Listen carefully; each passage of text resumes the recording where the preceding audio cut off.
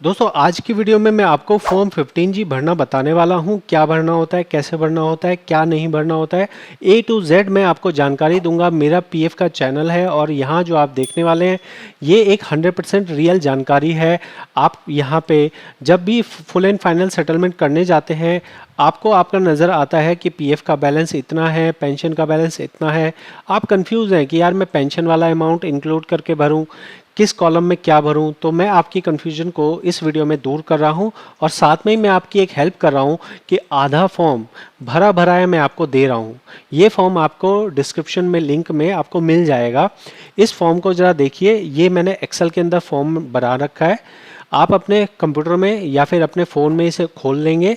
इसमें जितनी चीज़ें ऐसी हैं जो सबके लिए एक जैसी होती हैं वो मैंने ऑलरेडी भर दी, ठीक है ना। तो आपको ये भरा भराया मिलेगा। क्या क्या भरा भराया मिलेगा? बोल्ड अक्षरों में मिलेगा। प्रीवियस ईयर क्या है, रेजिडेंट हो गया, इंडिविजुअल हो गया, उसके बाद यहाँ नील हो गया, उसके बाद यहाँ पे ये हो गया, विड्रॉल हो गया, उसके बाद नेचर ऑफ इनकम हो गया, सेक्शन हो गया, ठीक है, ईयर एंडिंग हो गया, असेसमेंट ईयर हो गया, ठीक है। तो मैंने आधा फॉर्म आपका भर दिया है और आधा फॉर्म जो आपको भरना है वो अब मैं आपको बता देता हूँ। पहले थोड़ा सा नियम समझ लेते हैं। नियम ये है कि आपका 15G तब लगाना है जब आप पूरा पैसा निकालने के लिए अप्लाई कर रहे हो। मतलब जब आप फुल एंड फाइनल सेटलमेंट के लिए अप्लाई कर रहे हो तभी आपको 15G फॉर्म लगाना है। अगर आप सिर्फ एडवांस निकाल रहे हो तो 15G नहीं लगाना, चाहे आप 50,000 निकालो, 5 लाख निकालो, ठीक है। और पूरा पैसा निकालने में भी दो कंडीशन है। पहली कंडीशन है कि आपकी सर्विस 5 साल से कम है और आपका 50,000 से ज़्यादा अमाउंट है। 5 साल से जो कम सर्विस बोली जा रही है इसका मतलब है कि अगर आप मान लो दो जगह आपने काम किया, एक जगह 3 साल, दूसरे जगह 3 साल, दोनों को मिला के कितना हो गया? 6 साल। अब दोनों का पैसा मिलाने के बाद आप पूरा पैसा निकाल रहे हो, आपकी 6 साल सर्विस हो गई, तो आपको 15G फॉर्म नहीं भरना। अगर आप मान लीजिए कि दो कंपनी का जोड़ रहे हो या फिर सिंगल कंपनी है, वहाँ पे आपका सिर्फ 30,000 रुपये है, 30,000 रुपये का फुल एंड फाइनल सेटलमेंट कर रहे हो तो भी आपको 15G फॉर्म नहीं भरना है। पेंशन को कभी भी जोड़ना नहीं है। ये जो कंडीशन है ये मैं आपको दिखा देता हूँ आपको कैसे देखनी है। ये देखिए, इसके लिए आपको मैं पासबुक पे ले चलता हूँ। देखो आपका 3 बैलेंसेज है। इन 3 बैलेंसेज में से आपको किस किस को जोड़ना है? आपको जोड़ना है जी अपना एम्प्लॉय शेयर को जोड़ना है और एम्प्लॉयर शेयर को जोड़ना है। क्लोजिंग बैलेंस, ये अगर क्लोजिंग बैलेंस अगर आपका 45,000 से कम हो, अगर आपका 45,000 से कम हो तो आप 15G फॉर्म मत भरिएगा। आपने हर वीडियो में सुना होगा 50,000, मैं 45,000 क्यों कह रहा हूँ? इसलिए कह रहा हूँ क्योंकि यहाँ पे जो है बहुत बार इंटरेस्ट दिया जाता है और इंटरेस्ट जोड़ के अगर ये 50,000 100 रुपये भी बन गया ना तो आपका पूरा पूरा 10% TDS काट लिया जाएगा। तो ऐसा रिस्क नहीं लेना है। तो अगर 45,000 रुपये भी हो आपका तो भी आपको 15G फॉर्म भर देना है। पेंशन का अमाउंट कभी भी आपको जोड़ना नहीं है, ठीक है।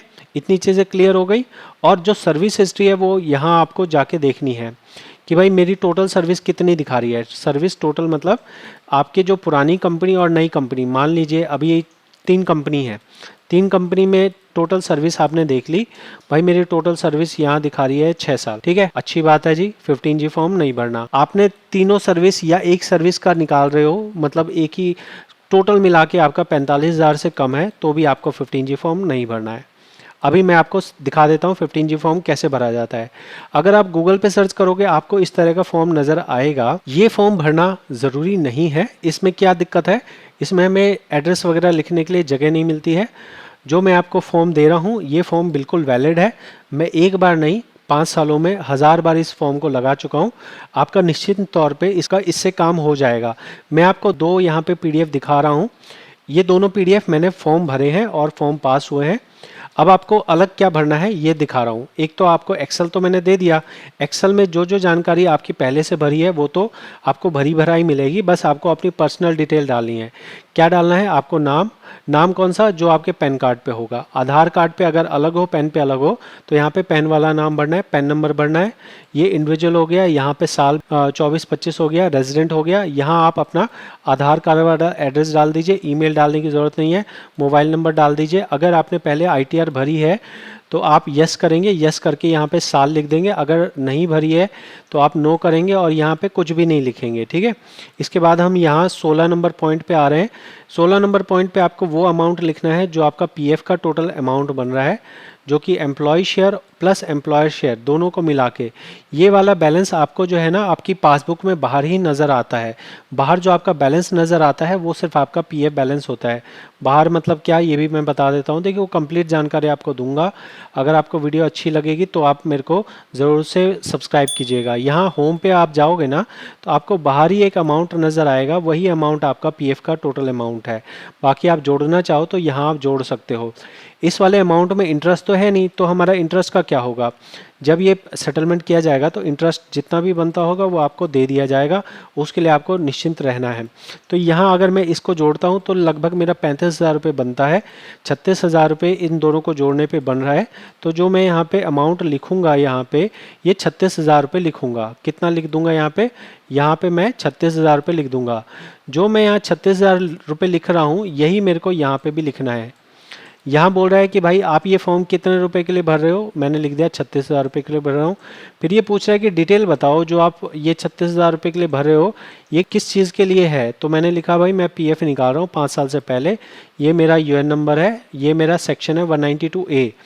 अब यहाँ समझिएगा फॉर्म नंबर ये जो 17 नंबर पॉइंट है, यहाँ आपसे पूछा जा रहा है आपकी वार्षिक इनकम कितनी है। अगर आपने मान लो जिस साल में आप ये पैसा पूरा निकाल रहे हो उस साल में मान लो आपने 4 महीने काम की और 4 महीने की आपकी सैलरी 60,000 रुपये बन गई।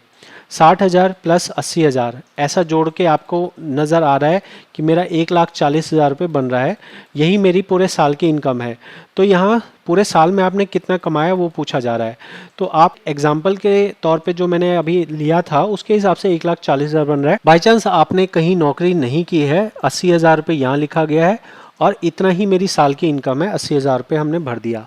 अगर आप इसमें ऐसा नहीं है कि बिल्कुल आप बिल्कुल कानून कोई देखेगा हाँ भाई कितनी इनकम है इसका इनकम टैक्स रिटर्न निकाल, कुछ नहीं। इनकम टैक्स रिटर्न अगर आप भरेंगे तो वहाँ देखा जाएगा और नहीं भरेंगे तो नहीं देखा जाएगा। एक चीज़ समझिएगा, अगर आपकी साल की इनकम 2.5 लाख से ज़्यादा है या फिर 3 लाख से ज़्यादा है, अगर आप न्यू रिजीम फॉलो करते हैं तो 3 लाख और ओल्ड रिजीम फॉलो करते हैं तो 2.5 लाख। अगर 3 लाख या 2.5 लाख से ज़्यादा है तो आप 15G फॉर्म नहीं भर सकते हैं। ऐसे में आपका 10% TDS कटेगा ही कटेगा। ठीक है, ये समझ गए आप। हम यहाँ पे बात कर रहे हैं उनके लिए जो है 2.5 लाख से पीएफ 2.5 लाख से कम है। ठीक है, ये सारी चीज़ें भर दी हमने। अब हम नीचे आ जाएंगे, नीचे आके आप अपना नाम भर दीजिए। बाकी सारी चीज़ें मैंने आपको भर के दी हैं। ठीक है, जगह में प्लेस में आप मान लो पंजाब में लुधियाना में रहते हो, आप लुधियाना लिखो और ब्रैकेट में आप पंजाब लिख दो। ठीक, उसके बाद आप अपना एड्रेस भर दीजिए जिस दिन आप ये फॉर्म भर रहे हैं, उसके बाद आप साइन कर दीजिए।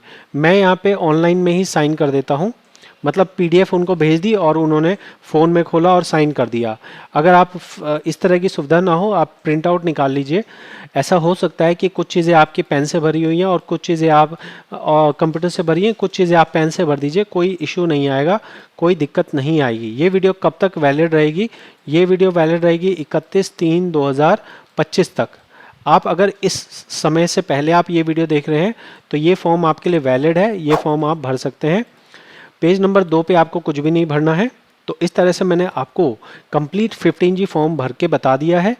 जो जो चीज़ें आपके लिए पक्के तौर पे आपके लिए वैसी ही रहेंगी वो चीज़ ऑलरेडी मैंने यहाँ पे भर दी हैं। मैं यहाँ पे इसे नो को रिमूव कर देता हूँ और इसे सेव कर देता हूँ। ठीक है, क्योंकि आपके किसी के केस में हो सकता है उसने ITR भरी हो तो वो यस करेगा, नहीं भरी हो तो नो करेगा। ठीक है, तो ये कंप्लीट जानकारी आपको कैसी लगी है ज़रूर मेरे को कमेंट में बताएंगे। अगर आपको 15G फॉर्म के बारे में या फॉर्म फाइलिंग के बारे में कोई डाउट होता है तो आप मुझसे पूछ सकते हैं, कंसल्ट कर सकते हैं फ़ीस दे के। और मैं आपसे मिलूँगा अगली वीडियो में। बहुत बहुत धन्यवाद।